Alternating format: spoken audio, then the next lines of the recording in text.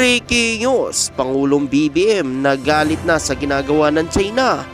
Philippine Coast Guard at Bureau of Fisheries inatasan na magbantay sa Bao de Masilok para bantayan ng mga mangingisdang Pilipino. Samantala, ayon naman sa isang opisyal ng Bureau of Fisheries, bababa umano ang presyo ng bilihin sa palengke kapag tuloy-tuloy ang pangisda ng mga mangingisdang Pilipino sa West Philippine Sea. Ito ang atin tututukan ngayong araw na ito. Saglit lang ito mga kababayan, kaya humanap na ng pwesto. Tara na, umpisahan na natin ito.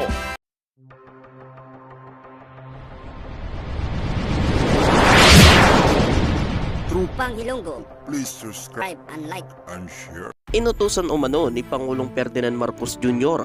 ang Philippine Coast Guard at Bureau of Fisheries Aquatic Resources na panatilihin ang kanilang presensya sa West Philippine Sea. Sinabi ng Philippine Coast Guard spokesperson to the West Philippine Sea, G. Tarilla, niinatasan umano sila ni Pangulong Ferdinand Marcos Jr. ang ahensya na ipatuloy ang pagbabantay umano sa West Philippine Sea. Ang utos umano ni Pangulong Ferdinand Marcos Jr. ay nagpapakita na patuloy na pagsusumikap ng administrasyon na protektahan ang ating mga teritoryo at karagatan laban sa anumang uri na panganib o pagsamantala sa ating mga teritoryo. At ayon pa nga umano sa nakalat nating impormasyon, ang mga barko ng China ay muli na naman nagiging agresibo ang aksyon nito sa West Philippine Sea. Kaya ito mga kababayan, kailangan talaga magdagdag pa ng mga barko para magpatrolya sa West Philippine Sea para mapangalagaan ang ating mga teritoryo, lalo na umano ang ating mga mangingisdang Pilipino na nangingisda umano sa West Philippine Sea. Ang West Philippine Sea ay kilala bilang isa sa pinakamayamang dagat, kaya ang bansang China pinipilit kahit hindi na kanila teritoryo, pinipilit pa rin nila umano na angkinin ang ilan sa mga teritoryo na pag-aari ng Pilipinas. At nito lamang nakaraang linggo, isa na naman sa mga barko ng Philippine Coast Guard ang hinarangan umano at hinaras ng mga barko ng China. Subalit ang Philippine Coast Guard lalo pang naninindigan at hindi umatras sa mga barko ng China. Nagpatuloy ito hanggang sa matapos ang kanilang misyon, ang paghahatid ng mga pagkain at pagtulong sa mga mangingisdang Pilipino. Ayon pa nga umano sa nakalat nating impormasyon, ang presensya umano ng Philippine Coast Guard at Bureau of Fisheries Aquatic Resources sa West Philippine Sea ay para umano maprotektahan ang ating mga teritoryo at karagatan laban sa anumang uri ng panganib o pagsasamantala sa ating mga teritoryo. Ito rin umano ay para mapanatili ang ating mga karapatan sa mga yaman dagat na matatagpuan umano sa lugar. Ang West Philippine Sea ay mayaman sa iba't ibang uri ng isda at iba pang mga yaman dagat na mahalaga para sa ating ekonomiya at seguridad sa pagkain. Ayon pa nga umano sa nakalat nating impormasyon, napakalaking tulong umano ang West Philippine Sea para sa ikaunlad ng ekonomiya ng bansa dahil sa mga nayaman dagat na angkin nito na nakukuha umano ng ating mga mangingisdang Pilipino. At ayon pa nga umano sa nakalat nating impormasyon, ayon pa sa Bureau of Fisheries, maaari pa umanong bumaba ang presyo ng galunggong kapag tuloy-tuloy umano makapagpangisda ng maayos ang ating mga mangingisdang Pilipino sa West Philippine Sea. Ayon pa nga umano, kaya ganito na lang umano ang panghaharas ng mga barko ng China at panghaharang ito sa mga mangingisdang Pilipino ay para suluhin umano ang mga yaman dagat sa West Philippine Sea. At kahit pa nasa loob ng teritoryo ng Pilipinas ay inaangkin pa umano ng China, ang Bao de Masilok ay isa umano sa mga teritoryo na pag-aari ng Pilipinas. Subalit ito ay inaangkin na umano ng China na kanila umano ito teritoryo. Ayon pa nga umano dito, ang presensya umano ng Philippine Coast Guard at Bureau of Fisheries Aquatic Resources ay nagbibigay din ng suporta at proteksyon sa ating mga mangingisda na patuloy na nangingisda sa lugar. Ito ang kanilang presensya rin ay isa paraan para ipakita sa ibang bansa na tayo ay seryoso sa pagtatanggol ng ating mga teritoryo na karapatan.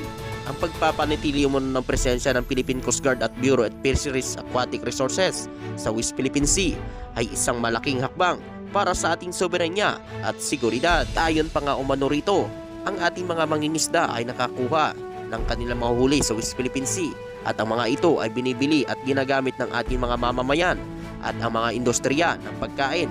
Kung hindi natin mapoprotektahan ang lugar na ito ay maaaring umano mawalan tayo ng akses sa mga yaman dagat na ito na nagdudulot umano ng malaking epekto sa ating ekonomiya at seguridad ng pagkain. Bukod dito, ang mga aktibidad sa West Philippine Sea tulad ng pangingisda, oil, gas exploration ay nagbibigay ng trabaho sa libo-libong mga Pilipino ang pagpapanatili ng presensya ng Philippine Coast Guard at Bureau of Fisheries Aquatic Resources sa lugar na ito ay nagbibigay ng seguridad sa mga trabahong ito. Sa madaling salita, ang pagpapanatili ng presensya ng Philippine Coast Guard sa West Philippine Sea ay nagpapalakas sa ating ekonomiya sa pamamagitan ng protekta sa ating mga yaman dagat, pagbibigay ng trabaho, pagpapanatili ng seguridad at pagkain. Kaya tama lang ang ginagawa ngayon ng gobyerno na magdagdag pa ng mga barko para magpatrolya sa West Philippine Sea at para pagtanggol ang ating mga mangingisdang Pilipino na nangingisda sa West Philippine Sea at ang ating mga teritoryo na pilit pinapasok umano ng China. Inuunti-unti umano ang ilan sa mga teritoryo na pag-aari ng Pilipinas dahil sa paggawa nito ng mga artipisyal na isla. Ayon pa nga umano sa Bureau of Fisheries Aquatic Resources, bubuti na umano ang pangisdaan sa West Philippine Sea dahil babantayan umano ito ng Philippine Coast Guard at Bureau of Fisheries Aquatic Resources.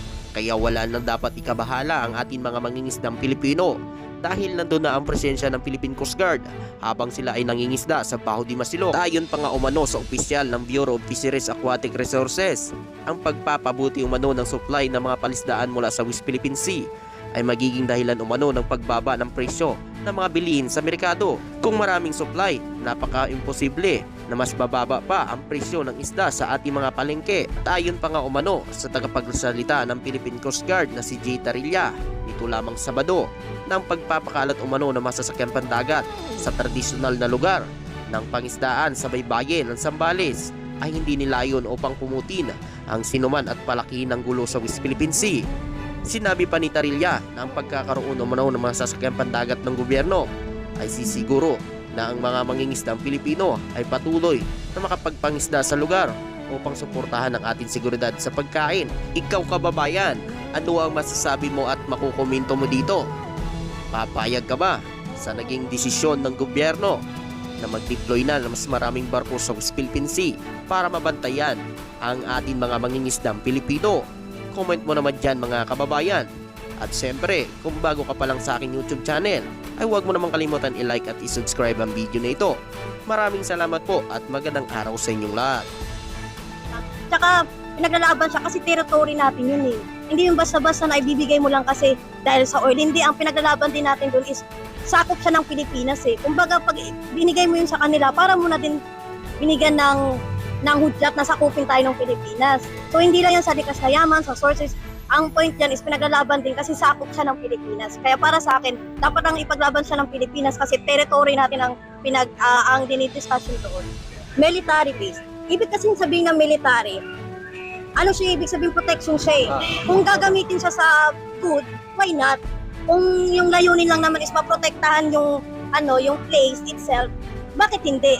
Pero kung gagamitin siya sa kasamaan, siyempre kahit sinong tao tatanungin mo, hindi papayag ng ganun. Pero siyempre military, dapat muna kasi natin tanungin ano ba ang layunin nila. Pero kung malalaman natin yung layunin is for good, why not? Diba? Pwede. Kung ang layunin ito is protektahan din yung yung Philippines, West Philippine Sea Oil ba yun? Oo, yun siya.